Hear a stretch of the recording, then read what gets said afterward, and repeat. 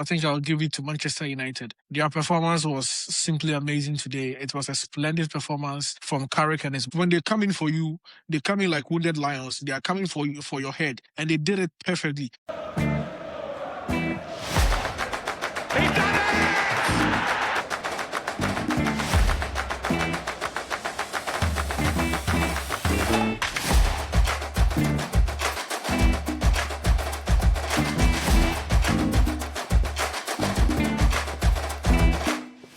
Honestly, before we get into the questions, let's be honest. Today exposed a few teams. Some fans are celebrating, but the performance, a very different story. Yes, after today's Premier League results, the pressure is shifting. For some managers, it's very, very uncomfortable. Today's wasn't just about goals. It was about decisions, selections, substitutions, moments where managers either got it right or completely lost control in the game. If you just join us, hit the subscription button, like and share the video. Ima, today was absolutely a great day, great games and great momentum in the Premier League. But which results today actually change the direction of the Premier League table? Yeah, I think you can't base it on just one result. I think the games played today, all the games changed the face of the table this weekend. Some lost, some some won, and some also drew their game. So altogether, it changed the whole face of the table today. Yeah, it changed the whole face of the table, particularly for sure. But who was the biggest winner today? Not just on the scoreline, but in momentum. Yeah, I think based on the scoreline, the momentum, the energy, the drive, the passion from the fans, and the seriousness, I think I'll give it to Manchester United. Their performance was simply amazing today. It was a splendid performance from Carrick and his boys. I think, yeah, it's a new era. We are hoping to see more from him. But looking at what I saw today against Manchester City, I think he's in to give us more of an, exciting matches, more of like entertainment at the Old Trafford, and even far away from the Old Trafford. So looking at far away from Old Trafford, because looking at what Carrick actually did, Michael Carrick as an interim coach and his first game in a Manchester derby, to be able to do what he did today is absolutely amazing. But which team got a result today that mask deeper problems? Yeah, if you're saying teams that got a result that mask their problem, I think Chelsea have their own problems, but they still got their win.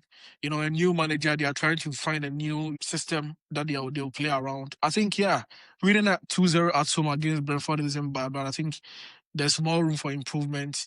Manchester City also losing their game against Manchester United. It has been happening. They had 3 drawn games in a row and they lost today at the Old Trafford. So yeah, I think they have deeper problems in their teams. Looking at Arsenal too, this is their second draw in a row.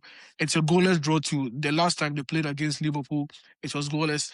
And today they also had a goalless draw. So I think, yeah, when you look at the teams, they all have their problems. But, going forward, I think the season is getting tougher. So some of the players are getting tired. They're having some tired legs in there. Some injuries are also setting in. So yeah, you can't blame them that much. You can't get the same performance they started with from the beginning of the season after now. Definitely, some of these things will come up. So I'm hoping the coaches will just work around the players and get the best out of them. Yeah, get the best out of them. Really, City loss was absolutely a shocker for both City fans and football world, because United today was absolutely different United we used to know. Tactically, defensive, defending midfield wise was great, and they are able to also utilize their chances as well. But did we see good tactics, or were today's games decided by individual mistakes? Yeah, I think today it was more of like tactics. It wasn't more of like individual brilliance or individual mistakes.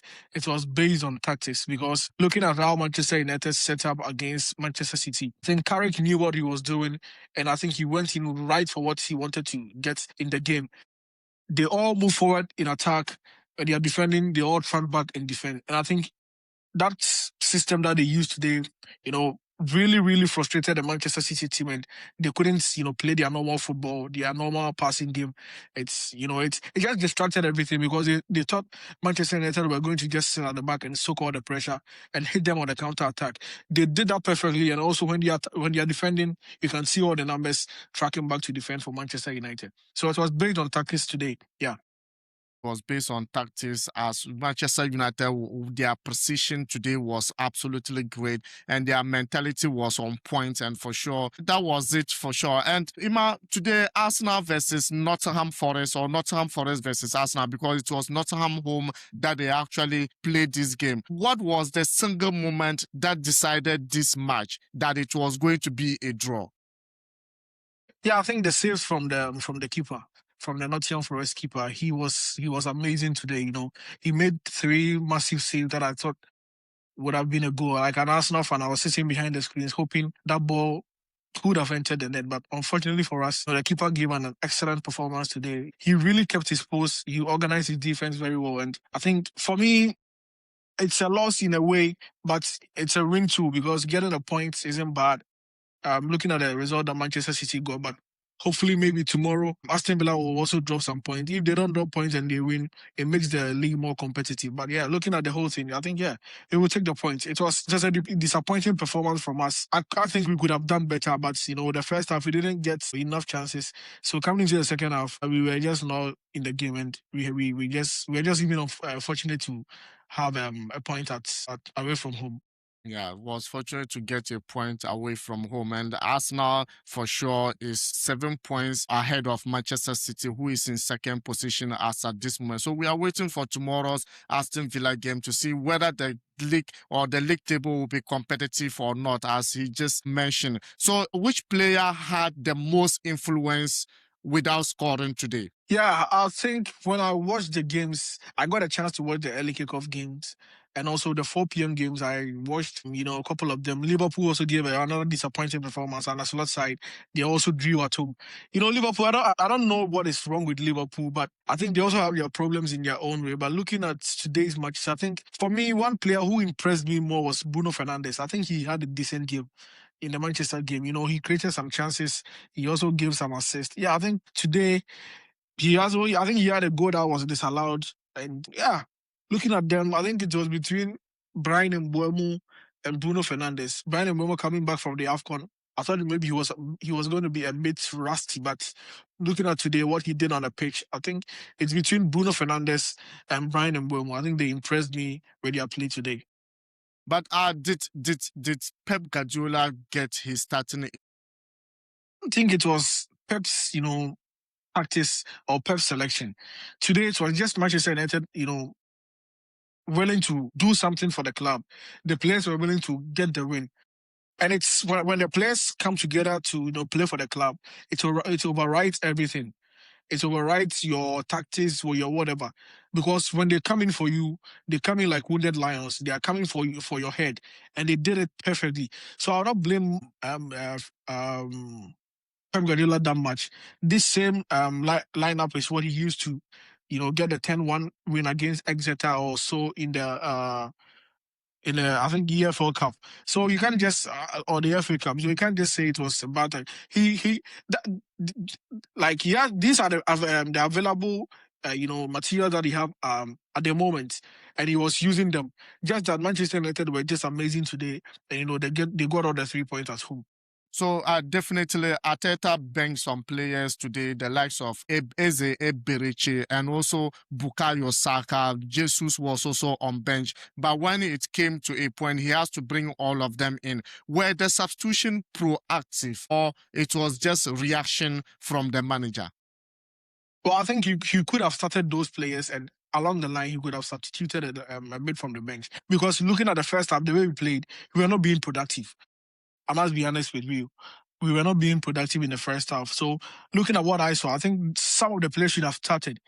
And me, I think a player like Vitor Gyökeres, it's time that we start looking at him again and dropping him for Gabriel Jesus to start the games. Because when he messes up the first half, it makes the second half very difficult for us to play. Already we've played another for the first 45 minutes. We didn't get a proper striker to connect some of the crosses that were coming in the penalty box. So I think it's time that Ateta also looks at that situation, that he will just drop Victor Gyökeres and he might be introducing him from the bench. I think that would be okay too, because I'm sure by now Gabriel Jesus has gained his full fitness that he could start games for Arsenal. That's absolutely true. And Ima, today was a London derby for Chelsea. They scored 2 goals. Was this a tactical win, or did the opposition lose it themselves? Because we knew Brentford lately have been doing a lot of massive work when it comes to winning games, but today Chelsea nailed them down. Yeah, today Chelsea, it was a decent result for Chelsea. I won't put the win more from the coach. I think he's still new. His footprint is not on the team yet, so we have to just exercise patience on that. But looking at Chelsea, I think they have players that can find a way to get the results for the club, and yeah, they did it today perfectly. So who was the worst performer on the pitch and why? For Chelsea, Yeah. unfortunately, I didn't get the chance to watch the game, so I can't pinpoint that this player was the bad player, or this player was good. But I think collectively they did well. They took their chances and they kept a clean sheet. So you can't single one player out that this one wasn't performing. I think collectively they did a very good job today. Which manager made the best in-game adjustment today? Yeah, I think I'll give it to Michael Carrick. Some of his changes were spot on today, and yeah, Michael Carrick did an excellent job today. So whose tactical approach completely failed? Pep Guardiola, of course. The way he approached the game from the start to the finish, he got it completely wrong. Like, nothing was working for Manchester City, and you can't blame him that much too, because the players too were having their own problems on the field of play. So yeah, but I think Pep could have done better today. Was VAR fair or inconsistent today, particularly pertaining to Manchester United Dalot tackling with what's the name, Doku? Well, I think that could have been a red card. Unfortunately, some of these decisions, I don't know. This VAR thing is week in, week out. We just have the problems coming in every week, every week in, every week out. So yeah, I think we just have to live with it. But that tackle should have, been a red card. For me, I think he raised his boots very high, and that was a dangerous tackle from Diego Dalot. Yeah, that was a dangerous tackle from Diego Dalot. Were referee protecting attackers or defenders today? Oh, I think the referees too had a decent game. You can't say they were protecting, the defenders or the attackers, but yeah, no, they had a quiet, if I'm to rate their performance today, I think I'll give them a 7/10. Some of these mistakes, they happen, so it's normal in football. So particularly between Pep Guardiola and Mikel Arteta, does today's result put real pressure on any of these managers? Yeah, I think the pressure is more on the league leaders than those who are chasing. Okay, so I think Arteta and his boys could have used the opportunity to get a 9 points lead ahead of Manchester City. The last time they had opportunity to extend it to 8, they drew against Liverpool at home, and today they had another opportunity and they squandered it. You don't know when Manchester City will come for you, so when you have these opportunities, you just grab them. But unfortunately, things didn't work our way, and I think we got a point. But pressure will start mounting on the Arsenal team, because playing 2 drawn games without scoring a goal, it's unacceptable. So yeah, pressure will start coming to the Arsenal team. And talking about pressure, how about Thomas Frank of Tottenham? Because today it looks like he really lost to West Ham United again. Another team that is also in crisis, but people are not looking at them. I think Tottenham too are also facing a very, very big problem. They started very well as usual. When they start the league, always they come in, very hard. Along the line, you don't know what happened. Then Tottenham will just go off. I don't know what's going on with them, but I think they can't do better, because looking at the play that they have, I don't know what's going on in the club. Tottenham, I think it's more of like a mentality. They just like that mentality, that monster in them. I think it's not there. So because you've been playing this league for a very long time, you should have been, doing what Aston Villa are doing, and the other teams are doing. You should have been the third, or the third force in this league or something. But Liverpool is off. Manchester City is having their own problems. And Tottenham as usual. They could have used this opportunity to qualify for the Champions League, but Yeah, here we go again. It's just typical Tottenham performance. Typical Tottenham Nothing has performance for changed. sure. When Mohamed Kudus was going there, I made mention that I don't think he's going to the right team. But then let's see what is going to work out. Which team took a huge step towards safety today from the relegation zone? Yeah, I think it's a Nottingham Forest.